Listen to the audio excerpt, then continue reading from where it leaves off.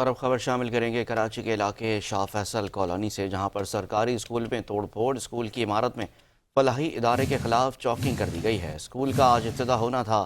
مزید تفصیلات جانتے ہیں نمائندہ خصوصی ادریس سرائی سے۔ ادریس سرائی، بتائی گئی کیا معاملہ ہے اور کیا تفصیلات ہیں آپ کے پاس؟ آج بالکل یہ سیاسی جماعت کے لوگ ہیں جو جنہوں نے یہ شاہ فیصل کالونی میں ایک ڈی ایم سی کے حوالے سے ایک اسکول ہے، اس کی آج انوگریشن ہوئی تھی اور اس پہ انہوں نے گزشتہ کئی مہینوں سے کام چل رہا تھا۔ اس کام کے تقریباً 40 سے 50 لاکھ روپے کا خرچہ ہوا تھا اور آج صبح اس کا افتتاح ہونا تھا۔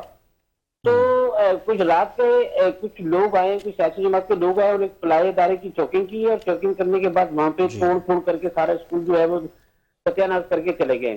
تو جو چیئرمین شاہ فیصل ٹاؤن ہیں، انہوں نے ایک سیاسی جماعت پہ الزام لگایا کہ یہ ان لوگوں نے کیا، اور انہوں نے باقاعدہ درخواست کی حکومت سے کہ اس معاملے کو دیکھا جائے اور جو اتنا خرچہ کر کے ایک اسکول بنایا تھا غریب بچوں کے لیے، کہ اس پہ دوبارہ ان کے خلاف جنہوں نے بھی یہ کارروائی کی، ان کے خلاف سخت سے سخت کارروائی کی جائے تاکہ بچوں کو جو ایک رکاوٹ ڈالی انہوں نے اس کا معاملہ حل ہو سکے۔